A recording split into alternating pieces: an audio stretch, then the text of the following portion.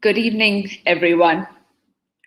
When I look back at everything that 2020 brought and what we've been through, I get goosebumps.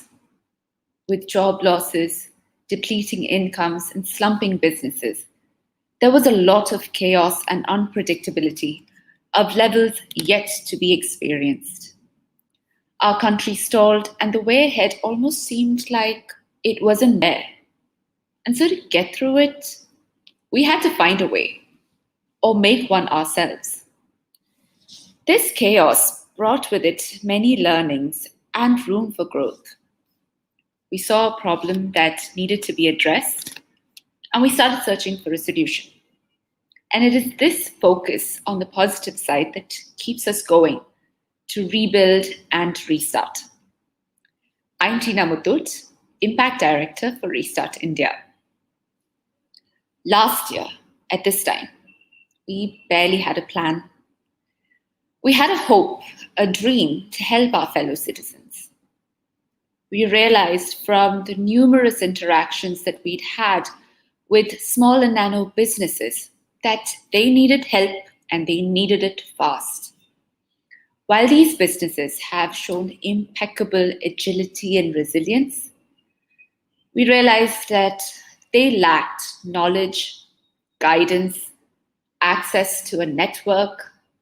They lacked branding insights, lack of resources, and they've had a difficulty in reaching their customers. They had many questions and they were seeking answers. And so we plunged right in.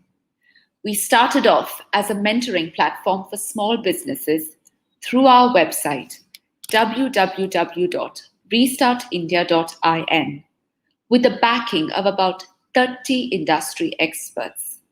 Thus, on 23rd July 2020, exactly a year ago, Restart India was officially launched. This was our first step and our course ahead when the world paused.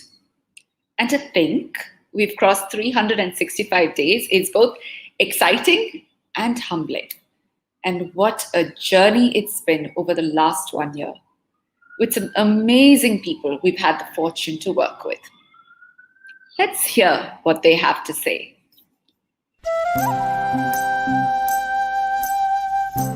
The Restart India initiative is very unique. If you give a fish to a man, you feed him for a day. But if you teach him to fish, you feed him for a lifetime. I think the Restart India is based on this. I really truly appreciate how sincere the team has been working on this. 1 year is a fantastic achievement. Congrats. What's most exciting for me about Restart India is that it has this potential to become a blueprint or a framework for any organization or group of people that want to pursue a cause. So the kind of structure and the processes that Restart India has built, the kind of goals that it carries, the kind of smaller projects that the team has done over the year. All of this represents that potential to become a guidebook at the end of the day. And that to me is very inspiring, because then that is our opportunity to raise the bar on how we pursue social causes and brings that focus on long-term impact. Restart India is a very high-impact initiative aimed at our MSME sector. What drew me to Restart India was the nobility of purpose supported by Mutut Fincorp and the dedication of the team under the mentorship of my good friend John Muthu. And I'm delighted to have been given the opportunity to be part of this journey. I wish Restart India all the very best as they embark on their second year in their journey to make a difference to the MSME sector. One of the most unfortunate things that's happened as a result of the pandemic has been the rate at which common people, are being thrown into poverty. With the power of technology and with the right simple education that we can provide to the masses in how to take their business online, this problem can be sorted to a large degree. And this is where Restart India comes in. It's been truly inspiring working with Restart India in this mission, especially the work ethic of the leadership that is supposed to win. Congratulate the entire team of Restart India. A great initiative from Muthoot Fincorp and Inc. Last 1 year it was great journey with them, and I really know how much it was helped the entire business community, especially for mid-sized people. And we also played a little role like a tax mentor to share our tax insights and business concepts which could be useful for this small, medium-sized business people. There's a lot of people post-pandemic who's been struggling. They have to move out of the normal way of business, and Restart India was a solution for that. Restart India has touched a lot of people, thousands of people, how they were doing their business before the pandemic and post-pandemic, how they are doing the business. That's really great. What I really enjoyed about being part of RI was their focus on industries that otherwise get excluded in terms of looking for mentorship. But really, these are industries that form the backbone of our country. The pandemic has been so hard on all of us, especially small businesses. And I think the initiative to help them out is truly inspiring. One thing that the pandemic has taught me is that we all should come together as a community, and I think the Restart India initiative really speaks to that. It is my immense pleasure to be part of this terrific project, because it's not just benefiting small businesses, but also impacting lots of homes and many more families. The program ensured a closer connect to one another to overcome the barriers the pandemic had created. When we step forward to do good, we inspire others. Restart India compels us to look beyond the social order to make our customer happier. I'm so fortunate to have been a part of this Restart India campaign. For me, this has been a learning curve, having been able to interact with our customers and impart them the significance and need to use the social media tool to promote their businesses effectively and also focus on going digital. Feel so happy and positive in this journey with RI. I think through the small act of kindness and empathy, we've been able to spread positivity and hope and also contribute my little bit in reviving their businesses. I would say the entire project has been a great learning opportunity for me, because whenever we interact with the customer, we'll get something new to learn. And through this project, we have succeeded in making 250 plus digital entrepreneurs, which is a great achievement for the entire RI team. When we meet a small vendor or a business person, the first thing hits our mind is whether the person is aware of the digital scope of business. I'm sure each and everyone in the RI team would think in the same manner. Social media awareness and learning video project led by respected Nano. We do editing, scripting, camera works, etc.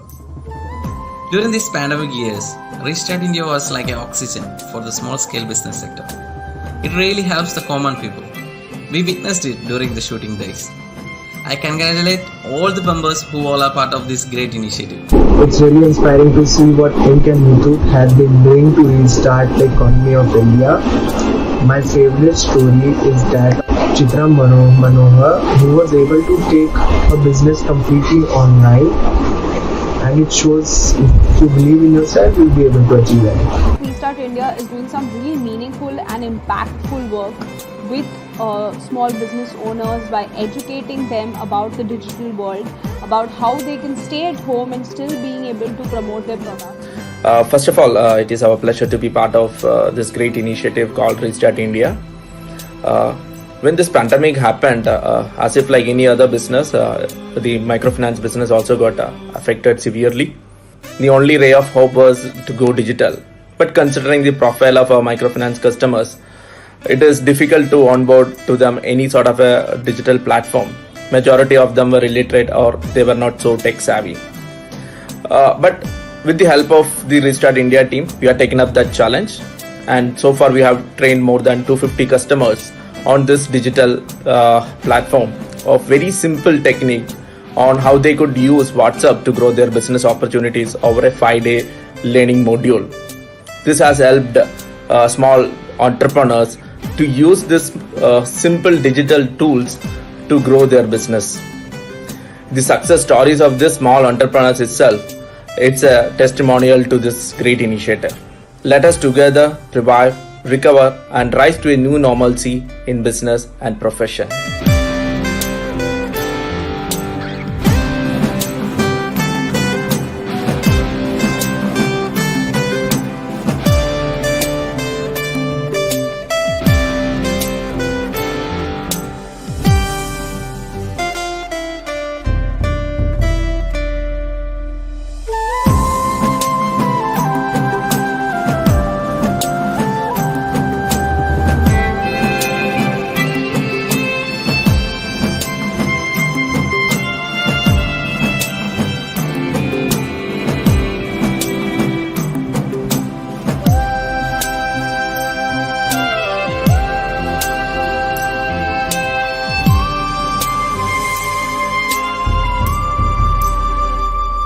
Restart India.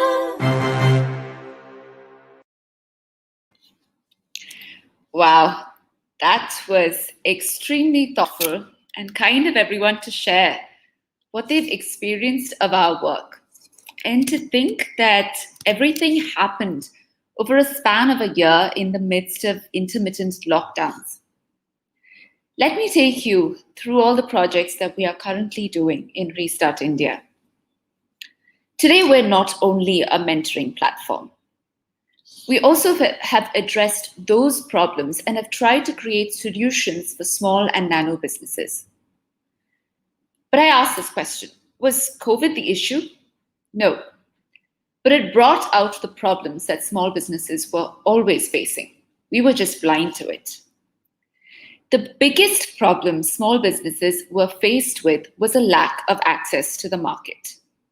In the context of a total shutdown, the nano businesses, your street shops, kiranas, grocery walas, and the like, couldn't reach their customers physically. They lacked the one main process improvement that they needed. They didn't possess the digital capability. And when I talk about digital for a small business, it's a different language. They have digital tools at their disposal. They use it for their day-to-day entertainment. But they had never tasted what it was like to do business on it. Our inspiration for our first project came from a nano business itself, a baker in a small town in Kerala. She used to say that before COVID, she used to make about 5 to 6 cakes a day. But by adopting simple digital means, she now has her hands so full that she has to cancel orders. This testimony paved the way for our first impact project on digitizing small businesses. The question we asked, how could we get them to do business on simple digital tools? We started individually training small business owners on the use of digital tools in the context of their business, whether they were a grocer, a beautician, a tailor, an artisan, you name it. Our 5-day course is tailor-made in vernacular language and easily understandable by nano businesses. With consistent application of this training, they've seen an immediate increase in their monthly sales by almost 20%. We reached out to these small businesses both through the internal network at Muthoot and piloted an external rollout through a group of high potential interns. Through our research of small businesses, we also recognize while they have the innate desire to grow their business, they aren't up to date with trends or processes. So we asked the second question. How do we help them widen their product base, learn to sell smarter, and get access to better sources of supply? We know that businesses learn best from peers, and so we started a program, Skill Up, wherein more experienced businesses train nano businesses to help them raise their standards. Through this, the small businesses have been able to venture into different yet related product lines and commence operations again. And as we have done since our inception, we continue to engage with our mentors on our live events where we answer questions that small businesses may have. All in all, the whole of the last year has been a lot of learning for small businesses and for us. And all this wouldn't have been possible if it weren't for a huge army backing us up in our impact projects, our research, our interactions with nano businesses, with our mentoring platform. It's no small bunch. So let's meet the team.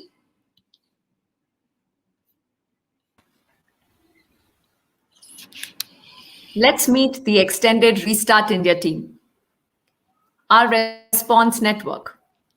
The support of these 7 amazing entrepreneurs in the first leg of Restart India made all the difference to the advice we were able to give our small businesses. We really thank Naresh, Simran, Devi, Chris, Harris, Nikhil, and Srinath for giving their time and expertise so willingly and always being available for a brainstorming call. The team that supports our impact projects. Girish, with his high energy and enthusiasm, went above and beyond to get our first set of participants energized and interested in taking up the digitization course.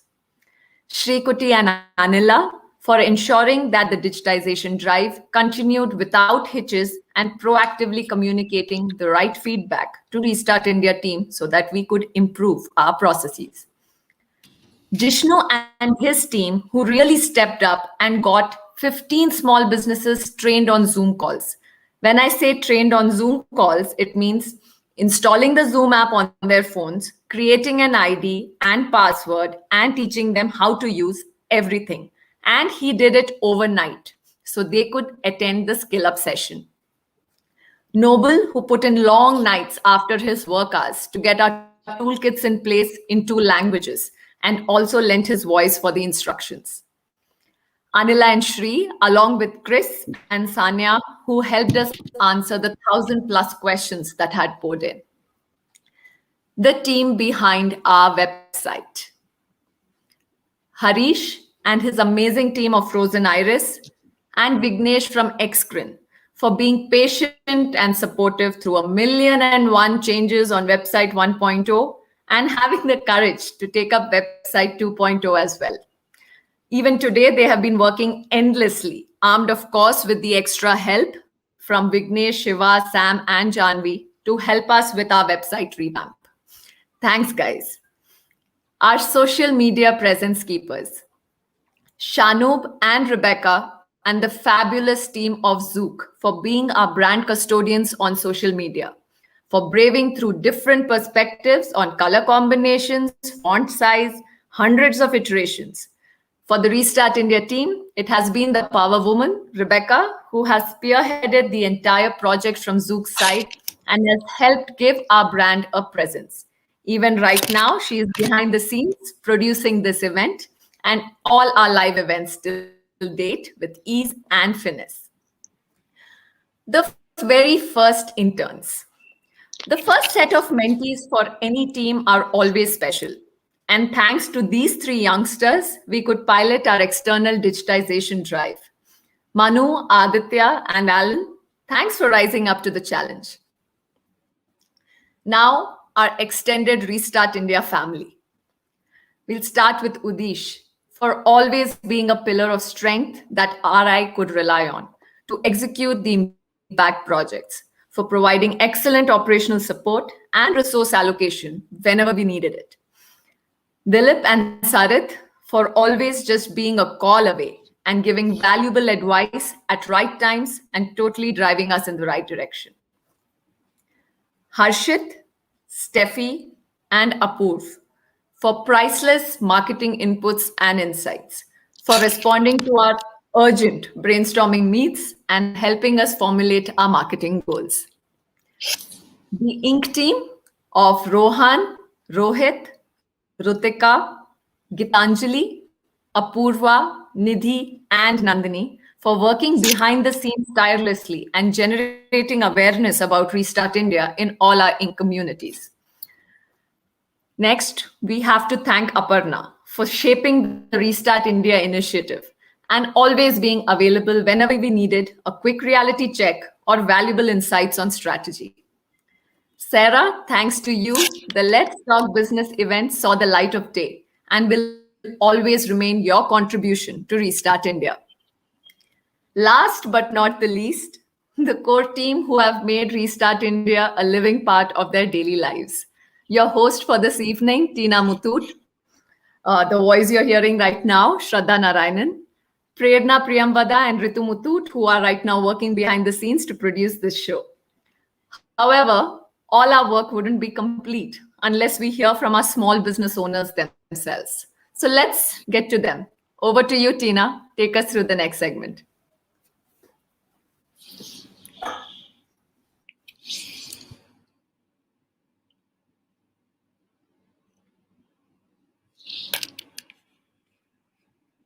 Thanks, Shraddha. So now that we've seen one side of the people we work alongside, let's see the other side, our nano businesses. Because Restart India is all about the small and nano businesses that we work with. And today we have with us a small business owner who's been a part of our on-ground projects. I would like to introduce to you Ms. Rasinat from Kerala. Rasinat is a tailor and she faced her own difficulties during the pandemic and the lockdown. But with some efforts to get accustomed to the new ways of doing business, she's been able to improve her business. Let's hear more from Rasinat herself. Rasinat madam, ഞാൻ പറയുന്നത് കേൾക്കാമോ? കേൾക്കാം madam. Okay, ഇന്ന് join ചെയ്തതിന് വളരെ നന്ദി. Okay, ഞങ്ങൾക്ക് ഭയങ്കര സന്തോഷമുണ്ട്. Okay okay. റസീനത്ത് മാഡം, താങ്കൾ ടൈലറിംഗ് അല്ലേ ചെയ്യുന്നേ?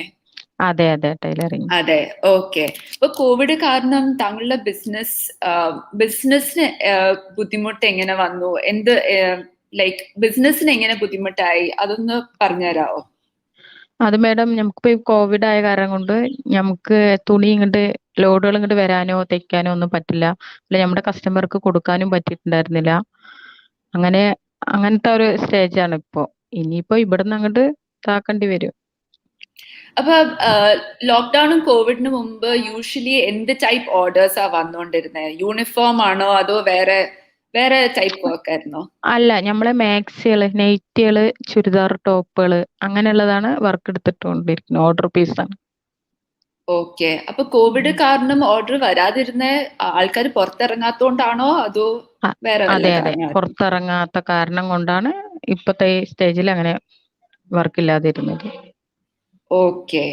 അപ്പൊ ഈ ആദ്യത്തെ ലോക്ക്ഡൌൺ കഴിഞ്ഞ് കുറച്ച് നാളത്തേക്ക് ഒന്ന് ശരിയായി വരുന്നില്ലായിരുന്നോ? അന്നേരം ഓർഡർ വരുന്നുണ്ടായിരുന്നോ?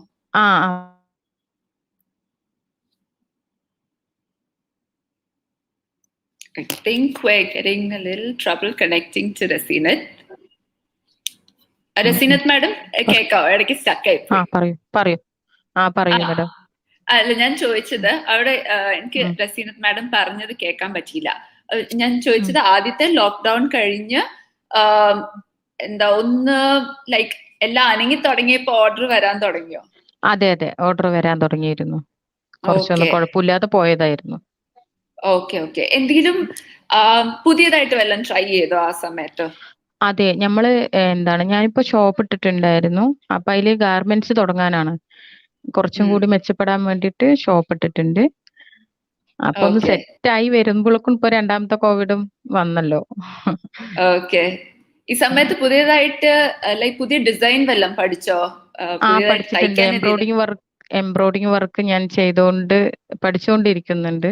ഓർഡർ എടുത്തിട്ട് ചെയ്യണം വെച്ചിട്ടാണ്. Okay okay. അപ്പൊ ഇനി നമുക്ക് ബിസിനസ് എങ്ങനെ ഇംപ്രൂവ് ചെയ്യാൻ പറ്റും? അതിന് വല്ല ഇപ്പം പ്ലാൻ ഉണ്ടോ? എങ്ങനെ പണ്ടത്തെ പോലെയല്ല, ഇനി പുതിയതായിട്ട് എന്തെങ്കിലും ട്രൈ ചെയ്യാൻ എന്തെങ്കിലും പ്ലാൻ ഉണ്ടോ? അത് നമുക്ക് മുത്തൂറ്റ് മൈക്രോ ഫിനാൻസിന്റെ ഒരു 5 ദിവസത്തെ കോഴ്സ് എടുത്തിട്ടുണ്ടായിരുന്നല്ലോ. അപ്പൊ അതിന്ന് നമുക്ക് കുറച്ച് 5 ദിവസത്തെ ക്ലാസ് നന്നായിട്ട് മനസ്സിലാക്കാൻ പറ്റിയിട്ടുള്ള കോഴ്സായിരുന്നു. ബിസിനസ് എങ്ങനെ കൊണ്ടുവരാന്നുള്ളതൊക്കെ ആയിരുന്നു. അപ്പൊ ഈ വാട്സപ്പ് മുഖാന്തരം നമ്മള് വീഡിയോസ് ഒക്കെ എടുത്തിട്ട് അത് നമ്മൾ ഷെയർ ചെയ്ത് വാട്സപ്പ് സ്റ്റാറ്റസ് ഒക്കെ വെച്ചിട്ട് അങ്ങനെ നമുക്ക് പിടിച്ചെടുക്കും. ഇപ്പൊ ഞാൻ അതാണ് ചെയ്തുകൊണ്ടിരിക്കുന്നത്, സ്റ്റാറ്റസ് ഇട്ടിട്ട്. അപ്പൊ ഓർഡറുകൾ ചോദിക്കുന്നുണ്ട്, നമ്മൾ ഓർഡർ എടുക്കുന്നുണ്ട്.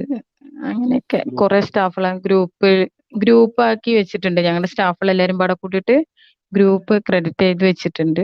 അപ്പൊ അതില് കാണുന്ന വ്യക്തികളൊക്കെ നമുക്ക് ഓർഡർ തരാറുണ്ട്. ഓക്കെ, റസീനത്ത് മാഡം ഒരു മിനിറ്റ്, ഞാൻ ഇതൊന്ന് നമ്മൾ പ്രോഗ്രാം കാണുന്നവർക്കൊന്ന് ഇംഗ്ലീഷിലും കൂടി ഒന്ന് ട്രാൻസ്ലേറ്റ് ചെയ്ത് കൊടുക്കട്ടെ കേട്ടോ. ഞാൻ മലയാളം സംസാരിച്ചിട്ട് മലയാളത്തിൽ തന്നെ ആയിപ്പോയി. അപ്പൊ റസീനത്ത് മാഡം ഇപ്പൊ what Rasinath madam is saying right now is that she had her difficulty during COVID. Earlier she used to stitch nightwear for women, and during the first lockdown and the second lockdown she had her difficulty, but in the intermediate time there were orders that came in. She's learning new skills in embroidery work, so she's hoping that that will bring her additional orders and more work. And she had the chance to learn something new through a through the WhatsApp training course that Restart India provided, and she's been applying the learnings in her business as well, because of which she's seeing some progress in her activity. ഇപ്പൊ റസീനത്ത് madam ചെയ്യുന്ന പോലെ വേറെ കുറെ ഇങ്ങനെ ചെറിയ businesses ഉണ്ട്. അവർക്കും ലോക്ക്ഡൌണിന്റെ സമയത്തൊക്കെ ഓരോ ബുദ്ധിമുട്ടൊക്കെ ഉണ്ടായിരുന്നു. അവർക്കായിട്ട് എന്തെങ്കിലും മെസ്സേജ് ഉണ്ടോ റസീനത്ത് മാഡം? ലൈക്ക് റസീനത്ത് മാഡം തന്നെ പറഞ്ഞ അതിനൊരു ഇഫക്റ്റ് ഉണ്ട്, അതുകൊണ്ട് ഞാൻ ചോദിക്കുന്നത്. അത് വെച്ച് മാഡം അവർക്ക് നമ്മുടെ സ്റ്റാഫുകൾ കുറെ സ്റ്റാഫുകളുണ്ട്. അപ്പൊ അവർക്ക് നമ്മുടെതൊക്കെ കൊടുക്കാന്നുണ്ട്. അവര് ചെയ്തുകൊണ്ടും ഇരിക്കുന്നുണ്ട്. വേറെ കസ്റ്റമറുകളൊക്കെ പുതിയതൊന്നും ചെയ്യാൻ പറ്റാത്ത ആൾക്കാർ പുതിയ കസ്റ്റമറുകളൊക്കെ വന്നുകൊണ്ടിരിക്കുന്നുണ്ട്. അപ്പൊ ഞാനത് പഠിപ്പിച്ചും കൊടുക്കുന്നുണ്ട്, സ്റ്റിച്ചിങ് ഒക്കെ. Okay. So what Rasina madam is saying is that she's also training others on new trends on stitching to help those who come to her as well. So Rasinath madam, ഞങ്ങളുടെ സെഷനിൽ join ചെയ്തതിന് നന്ദി. Thank you so much.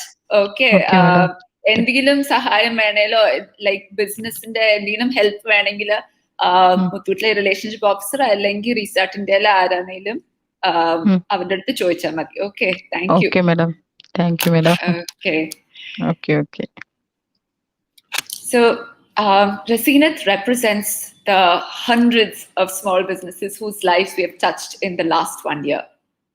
And I would also like to invite you to hear from two more of our entrepreneurs who couldn't be with us in person but have been so gracious to share their videos. Let's hear the stories of Sarfina from Palakkad in Kerala and Bhuvaneshwari from Tanjavur in Tamil Nadu. Hello, എൻ്റെ പേര് സർഫീന. ഞാൻ പാലക്കാടാണ് താമസിക്കുന്നത്. ഞാനൊരു ബ്യൂട്ടീഷ്യനാണ്. 8 വർഷത്തോളമായി ഫീൽഡിൽ വന്നിട്ട് എൻ്റെ ബിസിനസ് നല്ല രീതിക്ക് പോയിക്കൊണ്ടിരുന്നതായിരുന്നു. പെട്ടെന്ന് ഈ COVID-19 വന്നതിൽ എൻ്റെ ബിസിനസ് ഡള്ളായി, ഷോപ്പൊന്നും തുറക്കാൻ പറ്റാതെയായി. ഭയങ്കര ബുദ്ധിമുട്ടിലിരിക്കുമ്പോഴാണ് നമ്മൾ റീസ്റ്റാർട്ടിങ് ഇന്ത്യ ട്രെയിനിങ്ങിനെ കുറിച്ച് അറിയാൻ കഴിഞ്ഞത്. അതിലൊരു 5 ദിവസത്തെ കോഴ്സ് ഞാൻ അറ്റൻഡ് ചെയ്തു. നല്ല റിസൾട്ടാണ് എനിക്കതിലുണ്ടായത്. അവർ നല്ല വ്യക്തതയോടുകൂടിയും ക്ലിയറായിട്ട് എനിക്ക് ക്ലാസ് എടുക്കാൻ അവരെന്നെ സഹായിച്ചു. അപ്പോൾ ഞാൻ നല്ല രീതിക്ക് ബിസിനസ് മുന്നോട്ട് கொண்டுപോகுന്നുണ്ട്. வணக்கம், என் பேர் புவனேஸ்வரி. நான் தஞ்சாவூரில் பியூட்டி பார்லர் ரன் பண்ணிகிட்ருக்கேன். ஒரு 10 வருஷமாக ரன் பண்ணிகிட்ருக்கேன். நான் முத்தூட்டில் லோன் வாங்கி பிஸ்னஸில் இன்வெஸ்ட்மெண்ட் பண்ணி நான் இப்போ பிஸ்னஸ் ரன் பண்ணிகிட்ருக்கேன். ஸோ இந்த லாக்டவுன் டைமில் ரொம்ப கஷ்டமாக இருந்தது. இந்த லாக்டவுனில் எப்படி ரன் பண்ணுறது, பிஸ்னஸ் எப்படி கொண்டு போகிறது அப்படிங்கிறது ரொம்ப மைண்டு ரொம்ப அப்செட்டாக இருந்தது. ஸோ அந்த டைமில் தான் முத்தூட்டில் ரீஸ்டார்ட் இந்தியா அப்படிங்கிற ஒரு குரூப் ஆரம்பிச்சிருந்தாங்க. ஸோ அது மூலியமாக ஒரு 1 வீக் வீட்டில் இருந்தே நம்ம எப்படி நம்ம பிஸ்னஸை ப்ரமோட் பண்ணுறது அப்படிங்கிற ஒரு ட்ரைனிங் ப்ரோக்ராம் ஒரு 1 வீக் நடத்தியிருந்தாங்க. ஸோ அந்த ட்ரைனிங் ப்ரோக்ராம் ரொம்ப யூஸ்ஃபுல்லாக இருந்தது. அந்த ட்ரைனிங் ப்ரோக்ராமில் என்னென்ன பண்ணியிருந்தாங்க அப்படின்னு பார்த்தீங்கன்னா, உங்களுக்கு எப்படி பிஸ்னஸ் அடுத்த தடவை நம்ம கொண்டு போகலாம், வீட்டில் இருந்து எப்படி ரன் பண்ணலாம், பிஸ்னஸ் குரூப் எப்படி ஆரம்பிக்கலாம், அதுக்கப்புறம் வீடியோஸ் எப்படி அப்டேட் பண்ணலாம், நம்மளோட அட்வர்டைஸ்மெண்ட் எப்படி கொடுக்கலாம் அப்படிங்கிற மாதிரி ஒரு 1 வீக் ரொம்ப யூஸ்ஃபுல்லான ஒரு ட்ரைனிங் ப்ரோக்ராமாக இருந்துச்சு. ஸோ அது மூலயமா இப்போ இருக்கிற லாக்டவுன் டைம்லேயும் கூட நாங்கள் வீட்டிலேருந்தே அந்த குரூப் மூலயமா நாங்கள் வந்து பிஸ்னஸ் வந்து ரன் பண்ணிகிட்ருக்கோம். ஸோ அதுக்காக வந்துட்டு முத்தூட்டுக்கு தேங்க்ஸ் பண்ணிக்கிறேன். ஸோ ரீஸ்டார்ட் இந்தியாவுக்கு ரொம்ப நன்றி.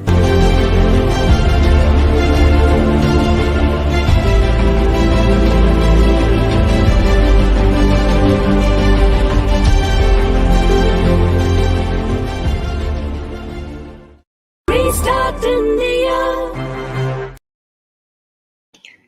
The daily life of small businesses is a universe of its own. And, we as buyers also, we interact with small businesses for our needs on a day-to-day basis. But I guess owing to our busy lives, we seldom take the time to observe them and see what keeps them ticking. But it really was a pleasure speaking to our small business ambassador. And I hope that gave you a glimpse into what keeps Restart India ticking. Do check our social media pages for more interesting conversations with our small and nano businesses. So we'll move on to the next segment. Restart India's mentors have played an important role in shaping our initiative. And the guidance that we have received from them have been truly invaluable. Our mentors have been answering the questions that small businesses have asked either through our website or on the live events. In the next segment, we will get into a discussion with our mentors on what they envision as the next need for small businesses. We have with us 3 stalwarts in their respective fields. Let's meet them and hear from them in our segment, Mentor Insights.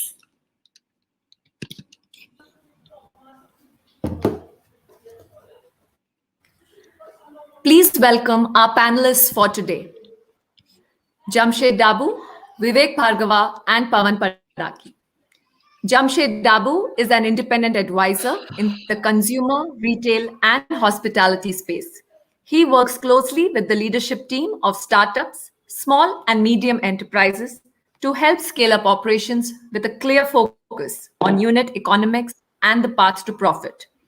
He was formerly with the Tata Group, spanning nearly 34 years in the consumer, brand, hospitality, and retail space. He is currently a partner at 10x2, strategic advisor at Merger Domo. Pavan Padaki is a branding coach and principal of Insight Consulting. With a rich experience of over 30 years in brand and communication management, he specializes in discovering insights in the world of brands, creativity, and business. He is known as the Insight Guru amongst his peers and clients for his ability to make them see the unseen.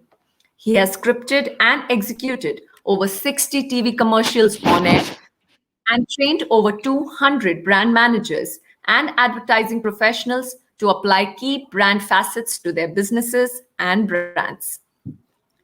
Vivek Bhargava is currently the co-founder of Profit Wheel and head Dentsu Performance Group.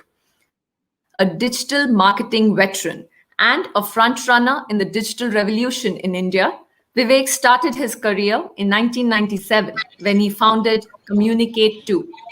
He's named one of the top 50 digital icons of India.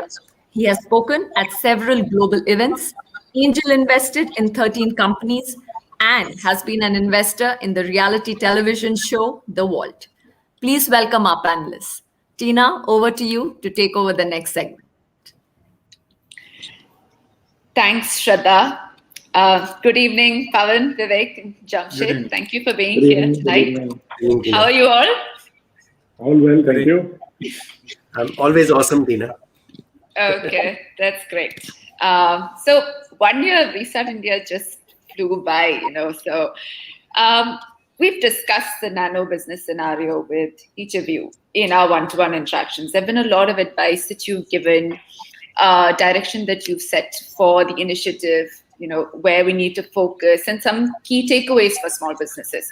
We thought it'd be great to have something like that, but more of a conversation here, like a sharing of thoughts among the 4 of us. So I'll open the conversation with you, Vivek. The level of panic and uncertainty that was there last year, that has dissipated to some extent. I could attribute some of it to maybe familiarity or the hope that vaccines will solve everything. And small businesses have lived through, they've seen wave 1 and wave 2 of COVID. What I want to ask is, what are some practices that can make small and nano businesses successful in a tumultuous environment? Sure. So I think, Tina, one of the key takeaway of COVID for a lot of small businesses has been that digital is important. Digital is the future. And I think that became extremely, it was communicated within the first few months of the COVID. So earlier, digital used to be considered as uh, more like a communication or advertising medium, but digital now has become the age we're living in. So there is almost every single facet of an organization that digital plays a role. It could be for customer acquisition, it could be for brand building, it could be for cross-selling and upselling to existing customers, for understanding consumer trend, even hiring and managing or training talent. Digital is started playing a role. The other thing, there is a saying that Lenin said that sometimes decades go by and nothing happens, and then sometimes decades happen in a few months or few weeks, right? And that's what has happened. There are a lot of things have changed, and they're not going to go back to the status quo or the earlier normal ever. So what I wanted to do was that I think all the nano businesses have to realize that some of the things that are happening today are now for the future. So let me some examples of things that have happened and which is going to be there forever. So I think one of the things that is happening is in the D2C world, the direct to consumer world. So a lot of businesses were part in the distribution cycle where a large company was distributing products through retailers, to stockists, to super stockists, and the entire distribution chain was used in distribution of the products. Now that you take 50% of the cost of the product was in the distribution cycle. Now you just take the direct to consumer world in India, that itself is $100 billion opportunity. And I feel that a lot of direct to consumer companies are getting capital, they're getting digital marketing, they're getting all the things they need to become successful. But that is eventually going to impact the distribution cycle. So in a way, that leads to things like first party data. So customer data, as we call it, a lot of nano businesses did not have customer data, right? If they were dealers, distributors, the retailer may have it, and the retailer was never collecting any data. It's only when COVID happened they realized the importance of that not having data and how fatal it can be for their business. So I think what we need to do now is we have to take last 1 year of learning how digital, some changes have happened and they're not going to go back. So let's say first party data is going to be important.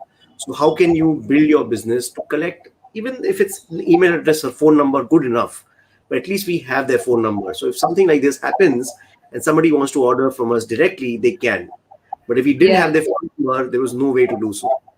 Right? Similarly, if you are in that cycle where you are a distributor in the middle, where you don't have customer data and the brand and the manufacturer, and you're in the middle, if that changes and direct to consumer companies become the future, then what will be your role?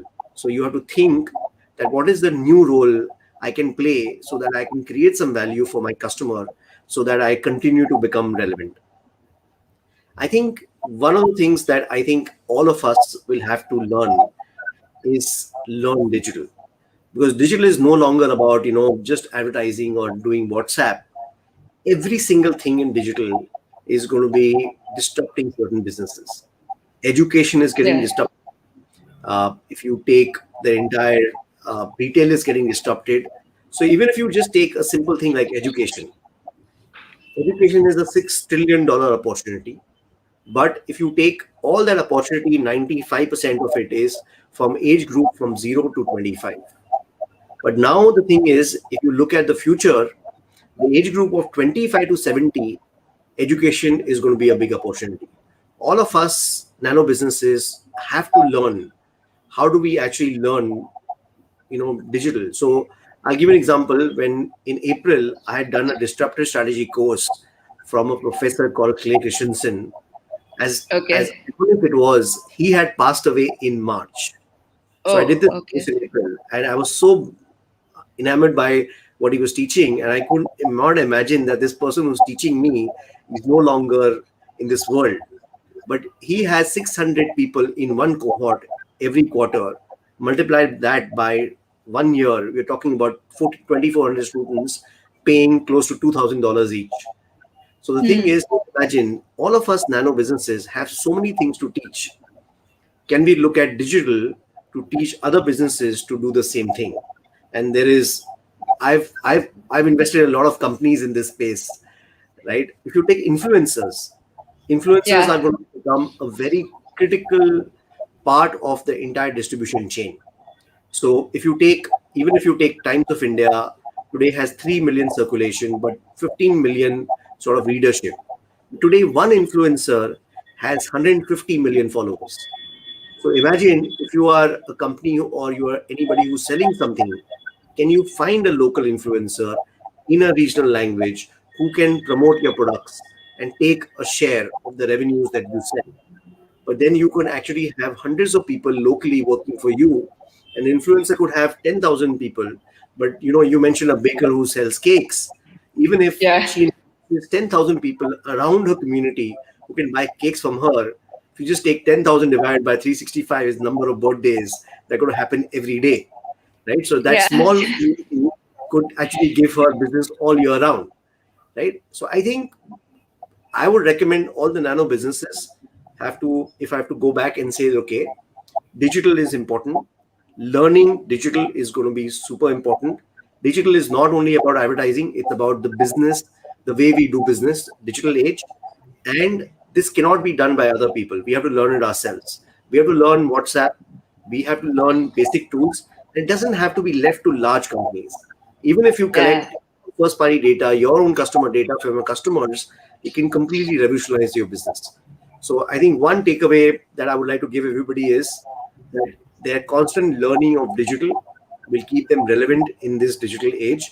And if they don't do that, they're going to face disruption from a lot of companies. So that's my one single advice. Be curious, keep learning, and digital is the future. It can transform your business and help you stay relevant. I hope you invest time in learning more and more about it.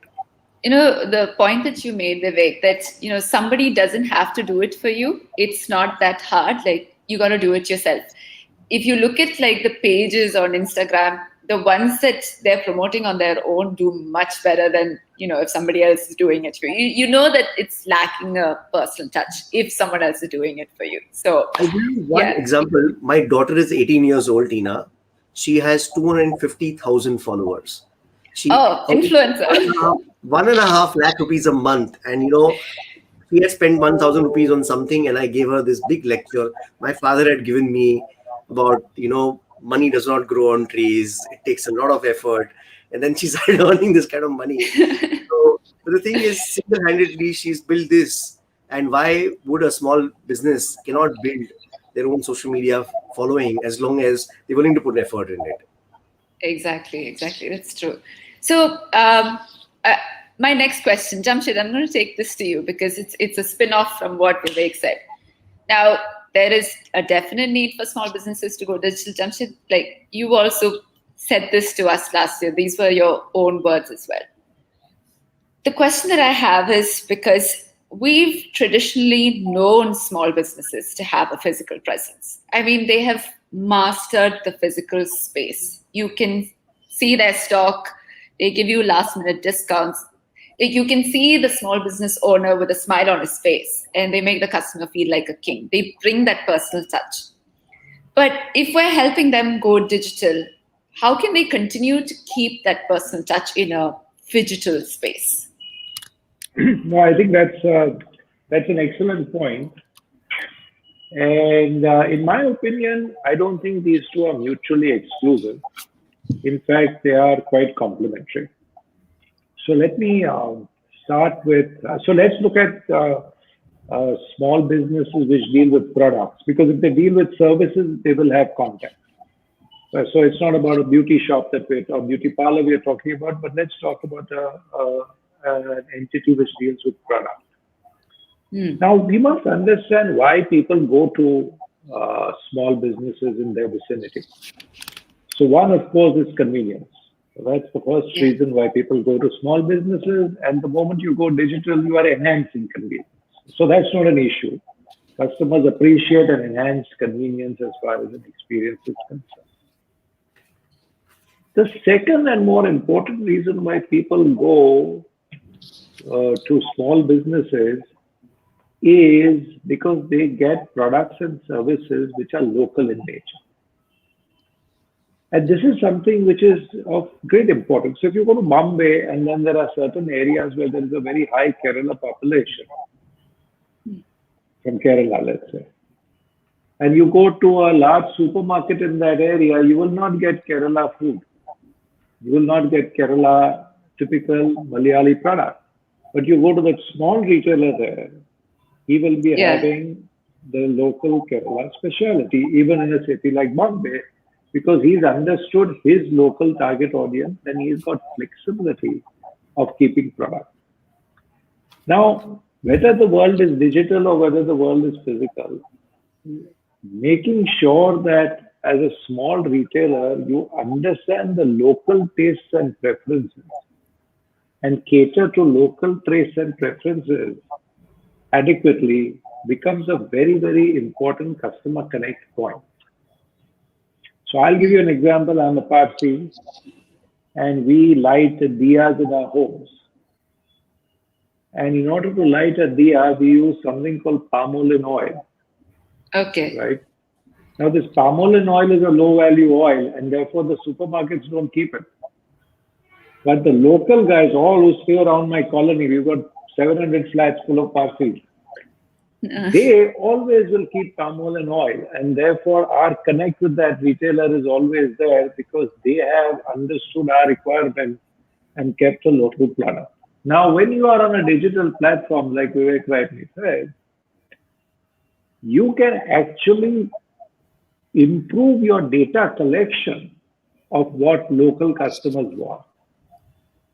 Initially, you get feedback from customers because they come to your store and they ask you, is this item there? And you say it's not there, then you make a note of it and then you order. If 2-3 people come and ask the item, that's how they order. But today, with the digital platform and a simple Google form, you can actually reach out to a lot more customers and actually ask them, look, are there any products in biscuits or in snacks which you think we should keep as a local retailer? And therefore, the customer connect net wider, because in many cases, the person who consumes does not go to the store, but the person who consumes may receive this message. So in fact, the other way of making sure that the local ethos is catered to is by using digital to actually get direct customer feedback. Now, the good part is if you're a small retailer, customers will respond positively because they see you trying to make a difference to their lives. If you're a big retailer, you keep having questions as people keep throwing it into the bin. So that's the second aspect which I feel inside digital can enhance. The other reason why people come to stores is for flexibility of service. So one is convenience because it's close by, but the other is flexibility. And flexibility means what? I bought something, I didn't like it. Can you send your man again? We will pick it up. We will exchange it. We will keep the accounts. He will sort of make sure that in the next bill, the amount is deducted. There is implicit trust. Yes. You won't trust Amazon, but you will trust the local retailer. So therefore, whether the retailer goes digital or physical, one thing that they must ensure is that this flexibility and trust around services is constantly maintained. And for a retailer to do that, it is actually better if information is coming on digital form. So let's say on WhatsApp, if I get something I don't like, or if I put an instruction on WhatsApp and send it back to the retailer saying, don't come between 3 and 4 because I'm busy, come at 4:30, the retailer must make sure that they have a system of capturing this information and making sure that the service is delivered based on the information. But the good part is that a digital platform also gives a source for customers to access a retailer remotely and give these special instructions, whatever they may be, to the retailer. So that is an important element of the game. Correct. Having said that, one of the things that a retailer must make sure that they do, however digital and platform based that they go, is that they must be available on call. And whether it's a WhatsApp call or whether it's a telephone call, they must use the digital calling facility also, because many customers are not comfortable. They want to speak to the person. Correct. Now, whether they speak personally or remotely, that is important. But more important than that, and I'm taking Vivek's point further, I think that there is a huge amount, he's talking about collecting followers and fans.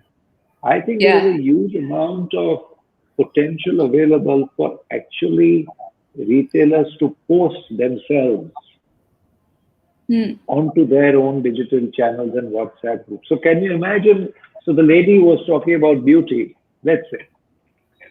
The lady who came in and talked about her beauty parlor. And I'm just giving you this, the beauty parlor.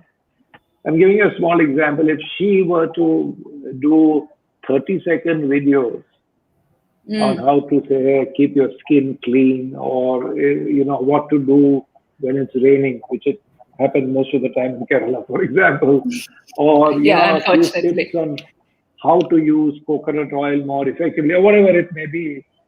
I think it can create a local community which is quite phenomenal for the retailer. Even the lady who has the cake story. So what can I say? So one is she sends a catalog, which I know because we've seen her before. But the other is if she sort of gives a story around each cake and, creates sometimes even creates a live session for kids of how to bake a cake. Now, the beauty of the digital platform and, WhatsApp for business, etc., is that all these things are possible. And customers love it. They are not expecting studio production. They want the real touch. And if I can see the retailer talking to me, telling me about something new, something different, conversing with me, offering products and services on a digital platform, I will be not only indulgent, but I will actually enjoy it. And that will build my connect. So the intimacy actually can go up. But at the end of the day, one physical connect is required. So there is no doubt about it. And what I would do if I were a small retailer, now this is my own way of working, but I would make sure I do 2 home deliveries every day. If the customer is not coming to you, you go to the customer. And can you imagine, just 2 a day. But if I can do 2 home deliveries a day, and maybe it's during my off time, someone else is looking after the store, that combined with this entire digital sort of connect that I'm providing to my customers can actually make me quite indispensable, build trust with customers, and have customers coming to me loyally. Every customer is not looking for a price deal. In every transaction, I personally believe that there is a hard component, which is the money you pay for the product you buy, and there is a small soft component, which is the emotional value you attach to the transaction. And I think the task of a small retailer is to keep increasing their emotional value so that people come back again and again. That would be my take on this sort of apparently that's a beautiful way of putting it. I mean, like the transactional value and the emotional value, and to start increasing it. Only when you said it, Jamshid, like it occurred to me why I go to a particular grocery shop. I mean, he delivers to my doorstep. I could go to anyone else. But when you said it, it struck. So yeah, that's great. Pavan, I want to ask you a question, like again, comparing big businesses and small businesses. Now, when we say the word brand, we always think about like a brand name. We can name any brand, but we've seen and heard the importance of branding in building big businesses. But what is the role of branding for small and nano businesses? And what would you advise small and nano businesses to do in today's market conditions from a branding perspective? Right. Okay. I like to touch upon something on a very fundamental platform or a fundamental aspects of branding. Every entrepreneur, a small-time retailer, or whoever it is, today I think commonsensically or intuitively he knows what a brand name or a brand logo. He may not call it as logo, as a figure or some pictorial debris, even as a board on his a carpenter shop or a baker. He knows the importance of it. He understands this for identifying. He understands this is for recognition, recall, to distinguish from competition. He understands these basically. I mean, he needn't do an MBA to understand these. Yeah. But we need to tell him in today's condition something beyond recognition and recall and logo or identification set. He needs to understand brand SKU standardization. So what he is up to, because brand also kind of cues something about your product quality, the way it shows up, the way see it as a uniform or a costume which this brand is wearing. So maybe it is trying to say a benefit statement. Maybe it's trying to say some speciality about the brand. He needs to be aware, saying that what he is actually dealing with. So a little more, today's thing of mindfulness, that's the word which is going around after the pandemic, all meditation and a lot of people. So I call it brand mindfulness. I think something like this, the retailer, the small time nano business, he has to understand. He should become a little more mindful of what this brand is beyond a board in front of his shop or a visiting card as he sees, or a logo or anything. So the fundamental question is, when a logo or an identity or a brand name, it's more about who am I? So he needs to understand why me. I mean, he has to go and actually answer this in the market. Why me with the brand? Another question he also has to answer is, why not somebody else? So somewhere the competition comes in. So the competition, why me and why not somebody else? Also, he needs to figure this out. Now, but let me go to an even more important question. These are still fundamentally speaking, fundamentals of branding as such, though it's relevant to him. The more important questions I want to raise, 3-4 important questions in today's time, is this: with this era of digital and social media, a small business is growing to become big business almost overnight. The time is crunched. What used to be a success in 6 months suddenly is becoming 1 month, a weeks. I know so many case studies. Personally, I've seen, just because somebody featured this guy on YouTube, a guy who goes and for an ice cream, local ice cream, the next day he got sold out. In last 14 years, he's never sold out. So suddenly something gets sold out overnight. So now suddenly in the business, now I went and I tried to buy this ice cream for the next 1 week. Every day he's sold out on a daily basis after this. So suddenly now the business, because of the digital and social media, he's grown beyond what he has not even imagined. So the big question I want to ask is, or even tell these people is, or maybe we should advise or help them is this: what should I do from a branding aspect when I grow big? That's a question to ask today, not when you become big. So when you become big, the question, let me get to some very fundamental, because I've been advising entrepreneurs. I'm also advising startups. Being in Bangalore, a lot of startup comes my way. The most important thing is not about the brand name, all these, let's forget these jargons called positioning, personality. Just keep all that aside for a moment. Let's concentrate on something called easy aware of the implication of registration. I think this is where Restart India should actually take a little more, be more mindful and tell them about this. What about trademarks? What about copywriting? Because the moment you're on a digital platform, there's thousands of other guys. For example, I advise one consumer electronics company. So if I take one brand of headphones, if you say headphones, for example, there are 3,000 listing which comes on Amazon. So your actually competition is 6,000. Now, when it comes to a name, is my name unique? Is this registered? Today I become big with the name, not knowing that actually the 10 other guys to kind of take me to the court. They don't realize it. So the question to ask now is that, am I ready for? So somewhere Restart India should actually help them to say that look for the next future. What's the roadmap for the future? So let me go on the trademarking, copywriting. Is my name correct? Can I protect? So the question I'm asking is not about who am I, why me, why not somebody, but how can I protect my business? I think because they are going to become big business overnight from their own relatives, relatively speaking, wherever they are right now. So now comes the even more important thing in the digital media. URLs, domain names. I'm talking about domain names, Facebook page, Twitter handles, Instagram. Even they're also branding. It's not just an URL some .com. The way how easy it is for me to remember, how easy it for me to key that. All this, this is also branding. So today the branding definition has gone beyond a logo and a name.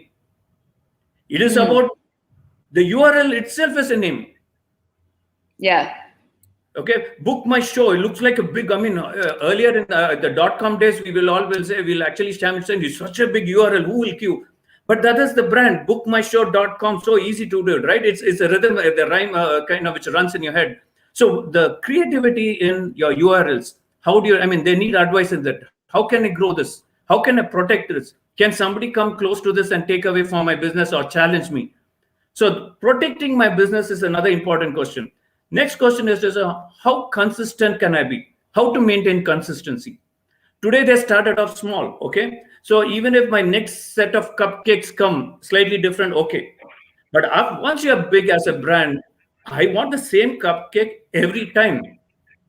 How consistent? I'm actually making it very simplistic to say a product, but from a service point, just to talk about engagement. The type of is it the same? So if I had 10 neighborhood guys who came to me, I related to them and spoke to them in their probably I recognize. What if it becomes 500 or 200 customers coming? Do I still engage with the same way? Do I still maintain that relationship? Do I still have that engagement? How, whether it's in the service or in the product, how do I maintain consistency? The other question I would like to bring up to these people, how relevant is it? I see a lot of these small business and which have mushroomed because of the pandemic. They answered a need. Yeah. So the question is, when you become big, when all this so-called pandemic settles down, are they going to be still relevant? What else? What is the part? This question again, because I happen to know some lady who was my friend's wife. She started doing these cocktails of this masalas for immunity boosters and all that. So a lot of suddenly immunity boosters may go out of fashion. Then what does she do with it? So is he ready for the next step? So some kind of prepared. If you're so, how to stay relevant is another question to ask. Okay. Yeah. So I'm just writing this. So preparedness for before as you become big is a question which usually we miss this, and we keep saying step it up. So we talk about. Of course, it's important. There are tools and the digital. All that is correct, but they need to be more mindful of where they're going to go. So if we can actually help them give the roadmap, saying that this could probably happen, this will happen third stage, maybe you will grow this to be at the fourth stage. So how you are prepared for this? Yeah. So some kind of mindfulness is what, as a more fundamental approach, I would like to advise them. I hope it answers the question. Yeah. So I just, before we close, I just want to ask Vivek something, because I remember Vivek said this when we had our earlier live event. He said, your name should immediately say what your business does. So I just want to, ask you to pitch in, like, how do you think we can take the branding story to small businesses as well? Yeah. So I think, see, when you have a large business, then, your name could be Google or Facebook. It doesn't matter. It doesn't have to communicate what you do. But when you're building the early phase of the business, I've seen that, like, let's say we have my new company is called Profit Wheel, and we call baseline called Profit as a Service. So even right now, somebody asked me, can you describe in one line what your business does? Right. So I said we help companies use their customer data to help them in commerce. Right. So customer data led commerce company. So then if they can say more, then I have two more lines on it. Right. So I think all of us, when we're running small businesses, we don't have large marketing, advertising firepower. So if our company name can communicate what we do, if our baseline communicates what we do, if we can articulate what we do and our differentiation in one line, we need to put in effort out there, because at this point of time, just by knowing that I do this well, the best cakes in town or the best this in town, itself is communicating it, right? Because sometimes what happens is you don't get that ability to communicate what you want to communicate online effectively. So, but I think if you ask me, right, I think the name and all these things are one part of it, which I think Pawan would actually have more ideas on how this we communicate it. But I think everybody should start using their customer data very, very quickly. So the way to collect it, the way to start them on a WhatsApp group, to have email connections with them, even email, right? If you can start collecting email data, that can be so valuable forever. Because at the end of the day, Instagram, TikTok, some of these things may exist, may not exist, but the email address and their phone number, the mobile number is going to exist for a long period of time. So if you collected that from your consumer, then you will reach out to him and sell him things for a long period of time. True. I mean, with every generation, you'd probably move on to the next platform. So, yeah. Okay. So this has been great. I think working closely with small businesses has exposed us also to the many challenges that they face, whether it be in the guidance that they need, or their lack of process, or the lack of visibility, the reach to the market, and sometimes even a fear of growing big. Now, if we talk about the many problems that we have, I know that there's plenty, but I think through the little steps that we take, I know that we're moving in the right direction. So this has been an excellent catch up with our mentors, and we've had some great takeaways. Thank you, Pawan, Vivek, and Jamshed for joining us and giving your time for our 1 year celebration. Thank you. Thank you, Tina, and thank you to Mindfulness themselves for organizing such a fantastic initiative over a sustained period of time. Well done. With your support. Thank you. Thank you. All right. Congrats to the whole team for the 1 year. Thanks. Thank you. Okay, guys. Bye. So we often have these aha moments with our mentors, and today was no exception. Now we've come to an important juncture. What's our next plan? What's the future got in store for Restart India? I'd like to invite two special people to give us a peek into that in our next segment. Let's have Thomas John Muthoot and Lakshmi Praturi talk a little bit about what's next for Restart India and share their insights in our segment Restart India 2.0.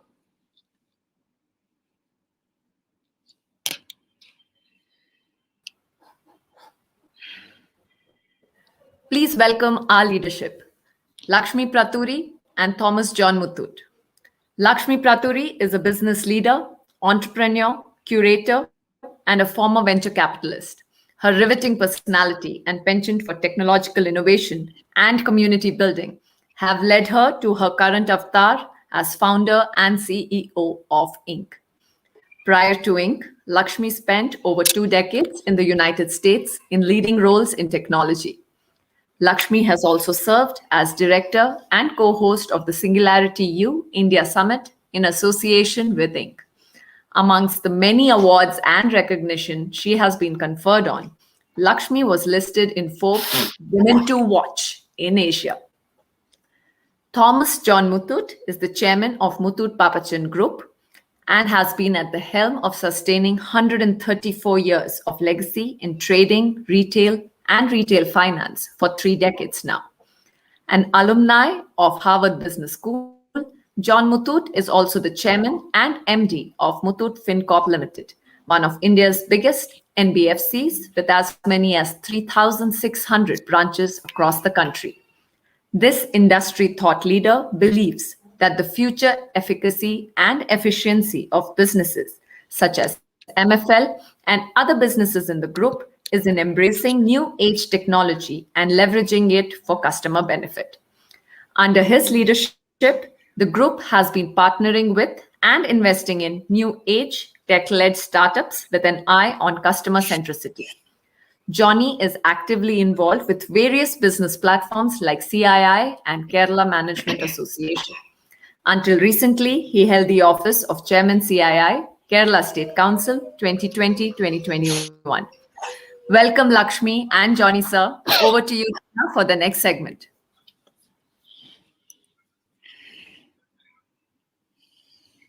Thank you, Lakshmi and Thank John you. Muthoot, Thank you. for joining. I know you all have been waiting for some time to be part, get on screen. What's the time there, Lakshmi?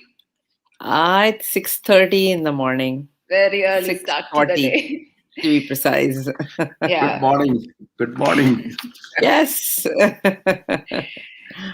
So before we do the big reveal, I'll just give a little bit of a context. So Lakshmi and John Muthoot, you've been a part of this Restart India movement from the first meeting that we had.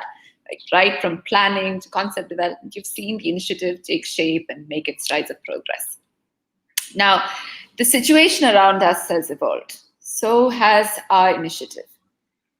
We initially identified ourselves as a mentoring platform because that's what we were when we launched last year.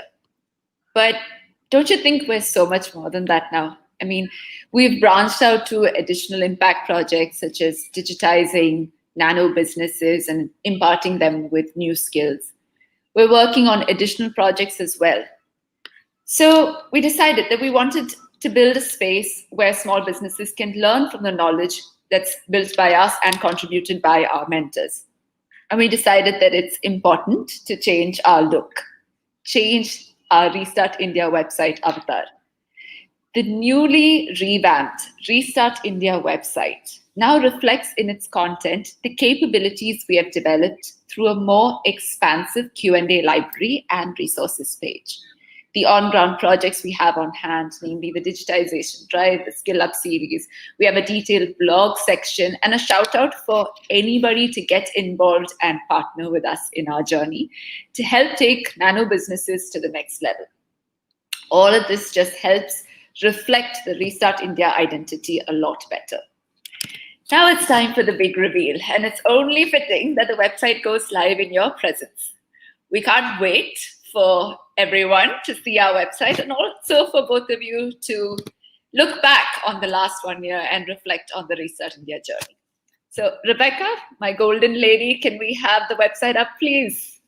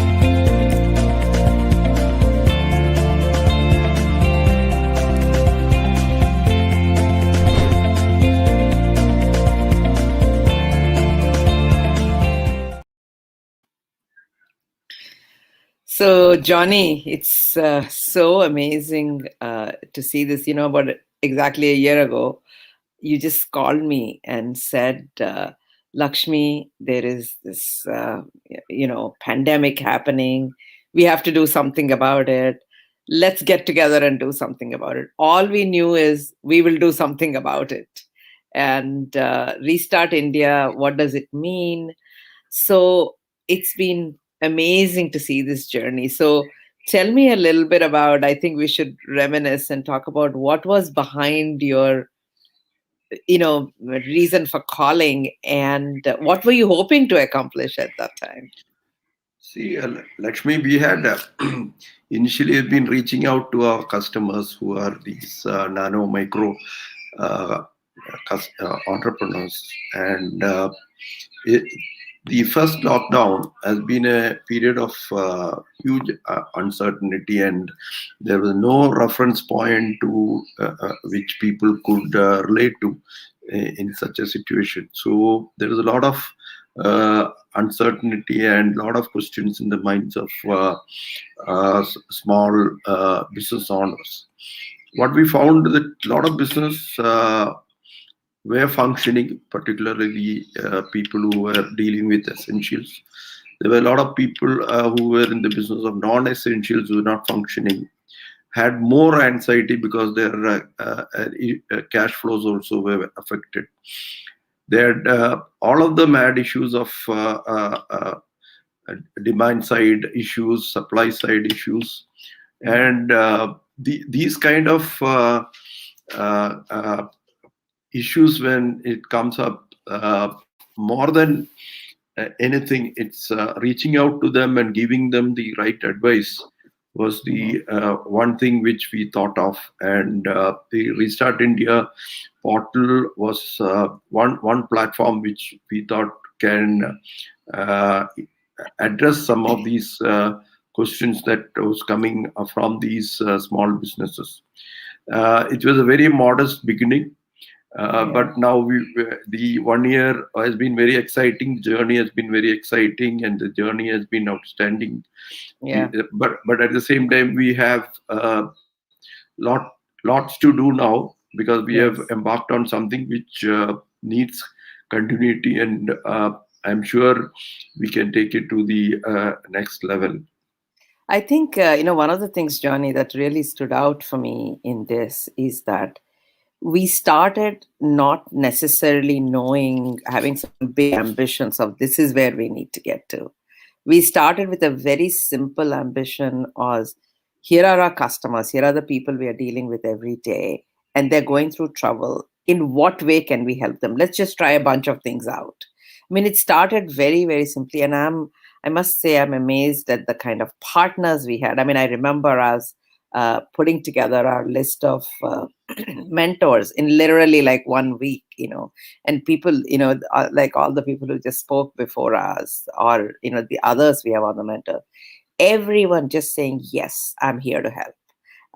And I remember we started this with Honorable Minister Nitin Gadkari opened this whole thing. I think if I look back, I think what we did right at the beginning, while the intention was modest, we had all the right people involved from the beginning. The best marketing company, the best website company, the best advertising agency, the best digital advertising minds.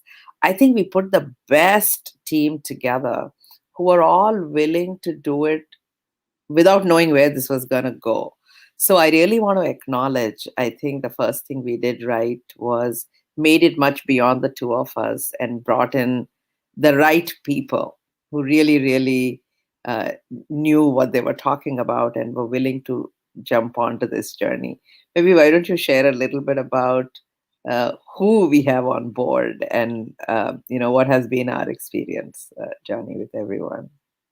So we were very fortunate to have some of the best minds as mentors here, and we had the opportunity to have one-to-one a session with most of the mentors, and we also had reached out to many of these mentors for advices and questions of these small customers. So I would also want to acknowledge the service and the opportunity they gave us through this platform, and I would really thank all of them from my bottom of my heart. Thank you very much, all the mentors. And this was a great journey, and we had mentors representing retail, finance, technology, marketing, branding, So we had sessions with most of these mentors also. It was a great experience for all of Yeah. us. And I feel the other thing we have done right, so when we started it, first of all, very simple idea. Let's just jump in and find solutions first, as opposed to spend 6 months to come up with the right plan and, all that stuff. Jump in and let's do it. Second, as we're talking about, a great extended support. And the third thing also, I think, for both of us, to really have our next gen as the leaders from the beginning, whether it's Tina Muthoot and Shraddha, and we had Aparna Krishnan, we had from the Inc. team as well as the team Muthoot to have next gen leaders who are leading it from the beginning instead of the two of us trying to do it on our own. So I think that was another really, really brilliance is always in retrospect, right? So it's not that we were really brilliant people, but I think we were lucky to have these amazingly smart next gen lead it from the beginning, from the front, and I think that's another thing I'm really glad we did.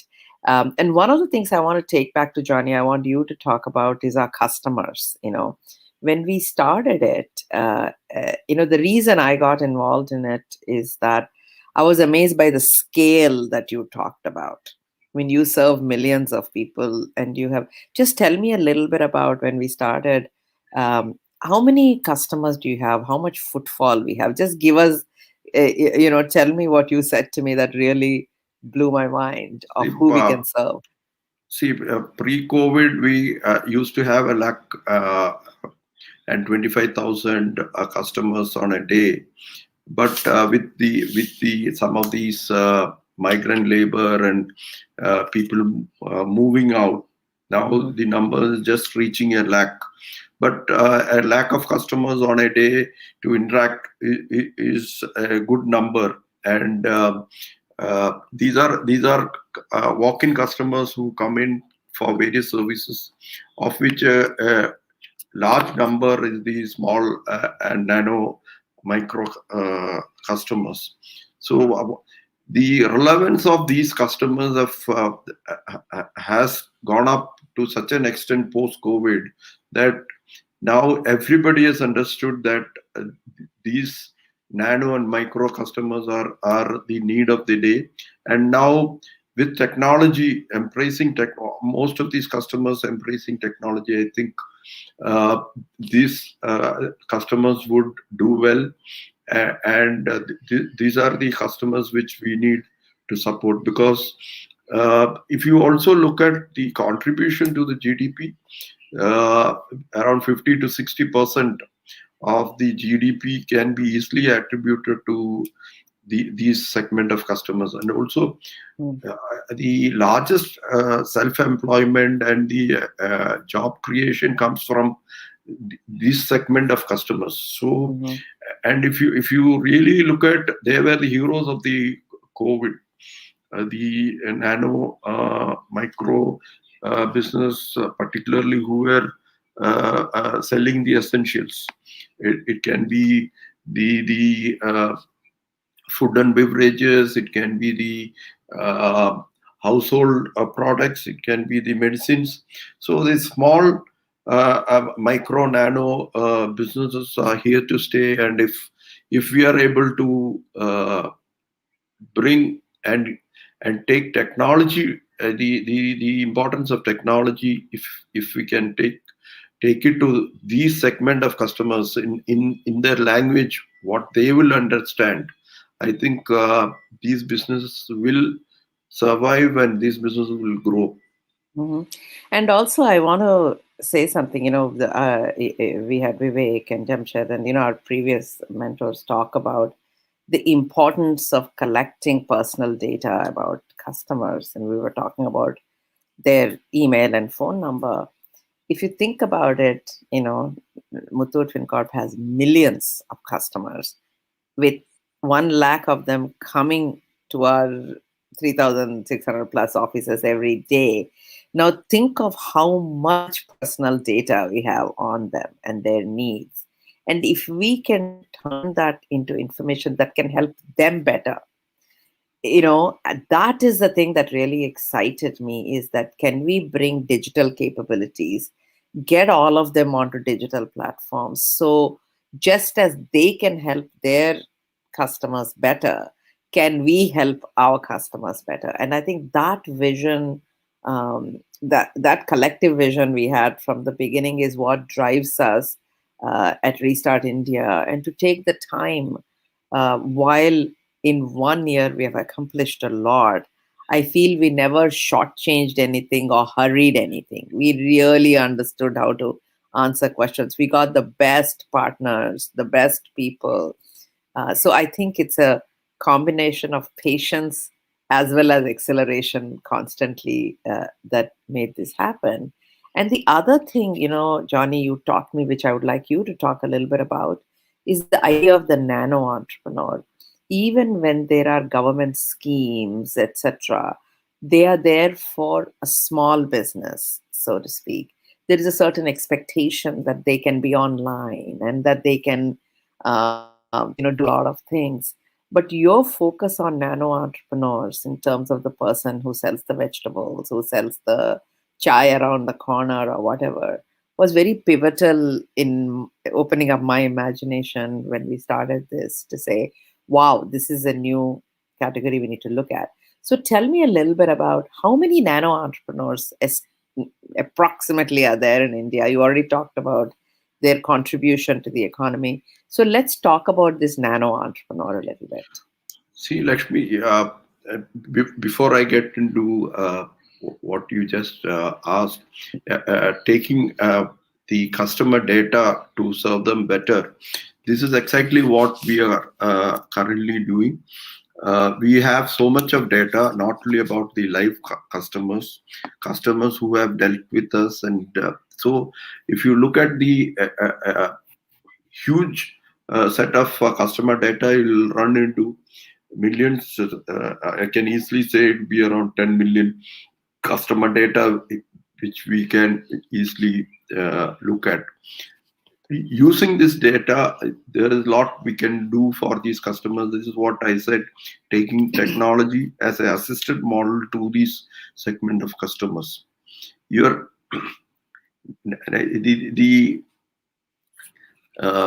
other thing, what was your question?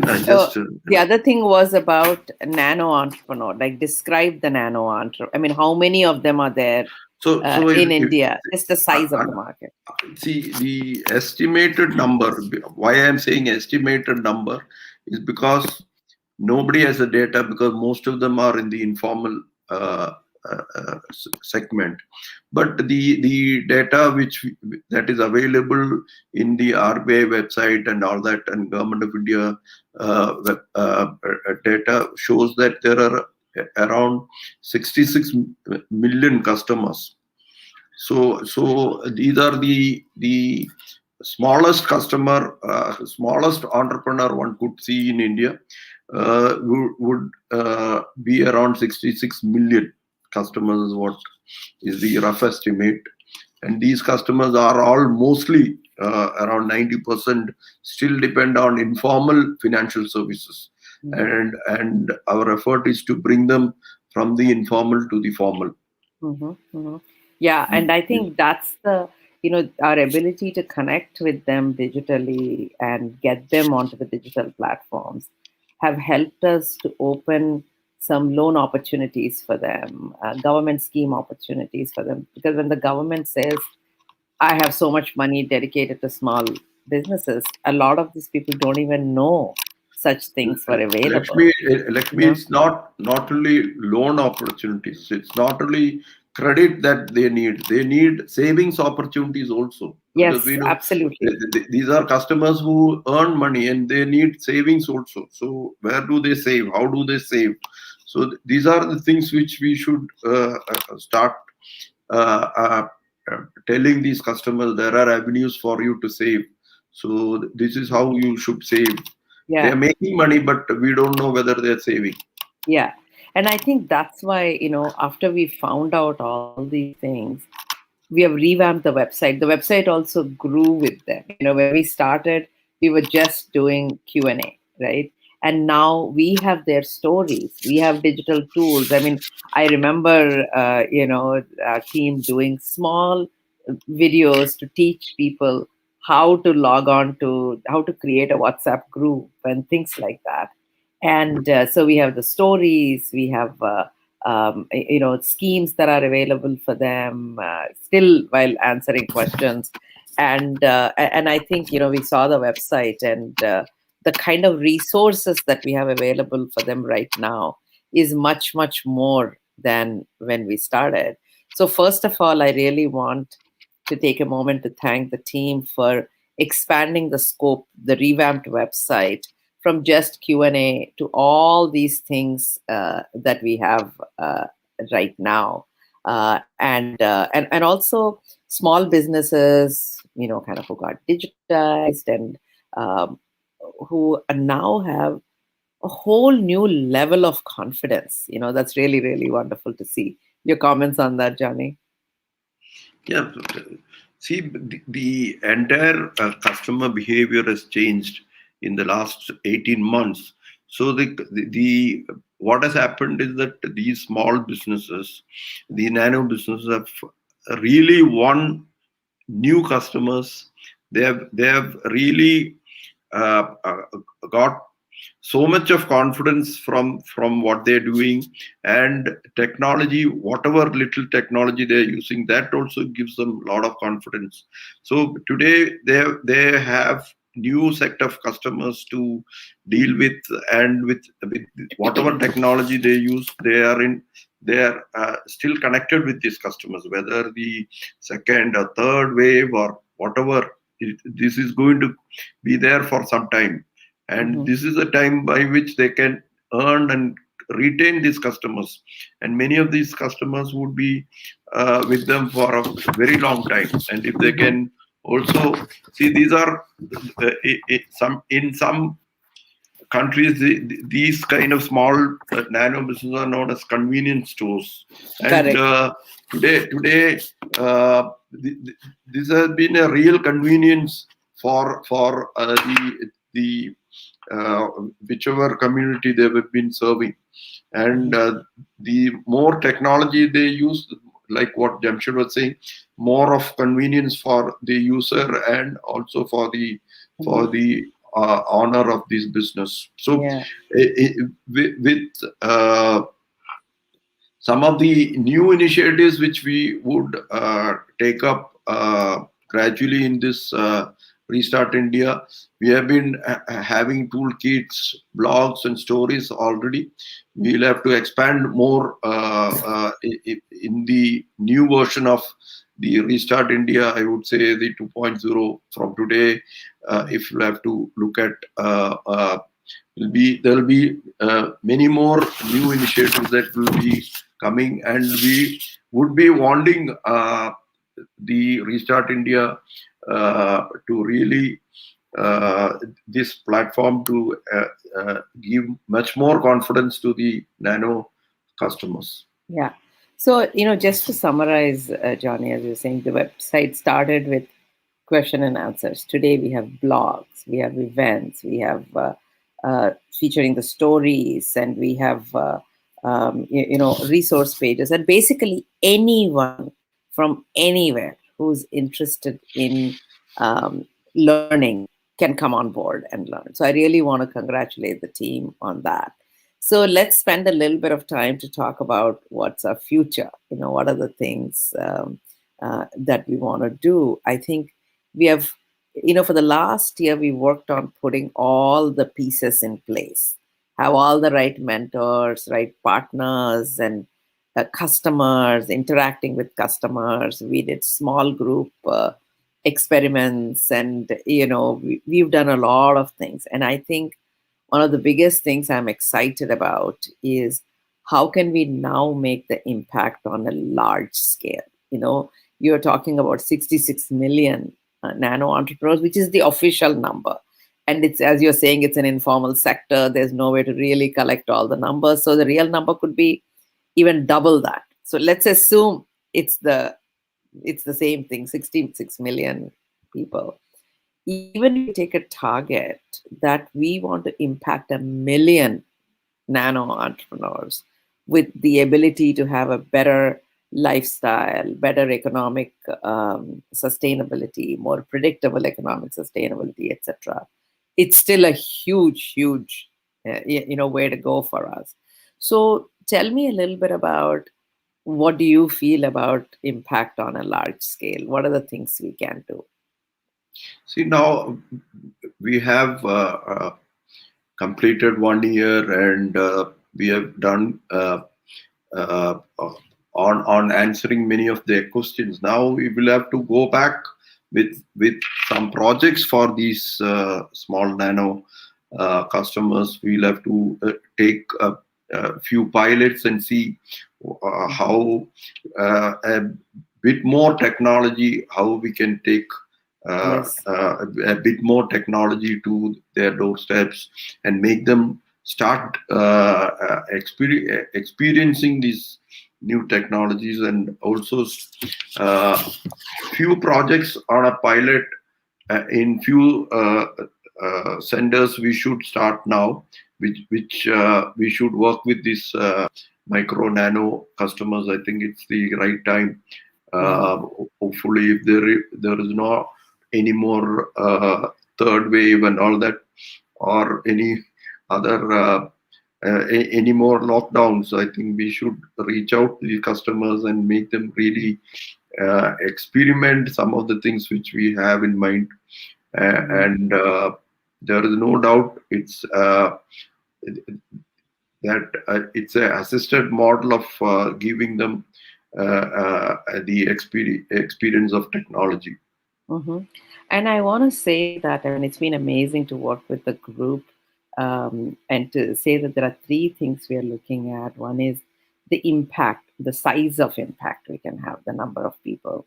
The second thing is this whole identity of a nano entrepreneur as a category itself, and the credibility that we can bring to that category. And 3, with our extended resources, how can we bring more customers to that market? Like as our mentors were talking about, if we collect a lot of data about the market, how can we share it with them so it can help them on a local basis? I mean, these are the 3 things, as we discussed, Johnny, I'm really excited about. The scale we can go, the credibility for this category itself, and the wider offerings we can provide for these nano entrepreneurs. So I'm really excited about where we are going in the future. Yeah. The next. Yeah. And also, one thing you said when we had the conversation last time is that now Restart India has become a brand in itself. Yeah. While we started with, okay, Inc. and Muthoot FinCorp are going to come together and do something with nano entrepreneurs, but in a very beautiful way, our individual brands have melted into the background, and Restart India itself has become a brand, So I really want to congratulate the team for making that happen. And Restart India would be a 2 words that will be relevant all the time. Yes, exactly. No matter, it's a evergreen brand which we can keep reinventing, adding depending on what's needed. So I just want to summarize by saying, Johnny, for both of us, this journey has been most successful because of the reducing part we are playing in moving this forward. When we started this, it was the 2 of us who had a chat, and then a little bit more. We were the ones making calls to get all the mentors and all that stuff. And now we both appear once a quarter, or hopefully only once a year in front of our audience. But really, I want to congratulate Tina, Shraddha, and Prerna, and the rest of the team. And Rebecca, who's been running this. My God, I mean, it's just all this woman power actually that's moving us forward, and I really, really want to congratulate them. From our side also, we would like to thank the next gen, Prerna, Shraddha, Rebecca, all of you have been doing a great job. Like what Lakshmi said, once in a while only we used to come. Yes, and that's the great. So I just want to leave with the parting words, Johnny. The biggest lesson for me on this has been to have an idea and let the idea blossom with the right team from the word get-go, and give them the freedom to expand on it and be only the coaches from behind the scenes. It's been a collective journey, and we look forward to influencing many, many, many lives. And I really have to thank you, especially Johnny, for introducing the word nano business and to bring the credibility to that category. I think you really have been instrumental in doing that, and I really want to thank you for that. And most of the time, many of us have never understood the importance of and what relevance the nano business had to the economy of the country, the potential of providing employment, all such things people did not actually notice. Now. Post-COVID, I think a lot of importance would be there for nano micro businesses. Yes, thank you so much, and congratulations, team, and back to you to continue the festivities. Thank you, Lakshmi, for being with us, and Inc. team for partnering with Muthoot. Yes, it's been a great journey. Thank you. Thank you.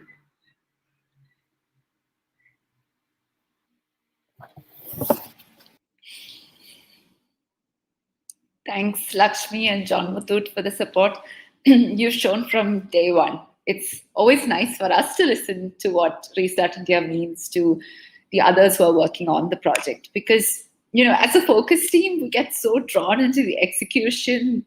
It feels nice to understand where the initiative is going from the perspective of the core advisory too. And I think what sets RI apart is the commitment of its people. The team at Muthoot, at Inc., our dearest mentors, the response team, the support functions, and the purpose with which all of them do their work. So, what's ahead for us? What does Restart India mean for a small business? Are we a knowledge provider, a guide, a mentor, a digital enabler? We're all of this. And what we can be more for a small business is to give them a Restart India identity. We work with a network of millions of small businesses in Muthoot. Now we're going to try and bring them under the Restart India umbrella, grant them the credibility of a Restart India badge, like one of our mentors told us. In line with this, we are working on how we can improve their processes, and will pilot with a group of small businesses so that they can have access to a wider market. We will continue our digitization efforts of all our small businesses by constantly improving the content offered and automating different aspects of the training so we can train larger groups. We have taken various initiatives to support the revival of the pandemic-struck economy under the Restart India initiatives. We had launched various gold loan schemes to specifically aid small businesses, brought an interest-free feature to support small ticket retail borrowers, and special gold loan schemes for women.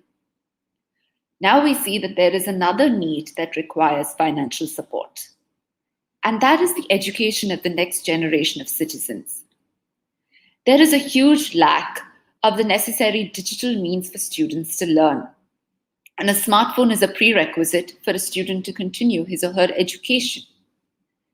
Many parents are not in a position to afford a smartphone or a tab since their regular income has been affected. On the occasion of the first anniversary week of Restart India, Muthoot FinCorp has launched a special product, Restart India Vidyadhan Gold Loan, up to rupees 10,000 for for supporting parents to purchase digital aids such as mobiles and tabs for their children's education. And to meet the reduced repayment capacity that might be prevalent, we're even offering an interest-free period for the first 90 days. Get in touch with any of the Muthoot FinCorp or Muthoot Blue branches to learn more about the scheme. So that brings us to the end of yet another eventful session and a close to our one-year celebrations. While COVID hit us like a speeding truck and we were all forced to rejig our capabilities, it brought with it an opportunity to scale and venture into areas uncharted. Small businesses were able to discover their hidden strengths and work on getting over their flaws. If anything, this whole episode has made them more resilient. It's had its positives. Restart India has been a project that will remain close to my heart because it's not just changed many lives. It has also changed me and my perspective of what small businesses are capable of. And I can't wait to see what we can do together next year. Thank you for joining us tonight. We at Muthoot FinCorp and Inc. are so happy to have hosted you and have you as part of our celebrations. Do visit our website, www.restartindia.in, and our social media pages for exciting updates on all our impact projects. Thank you and good night. See you.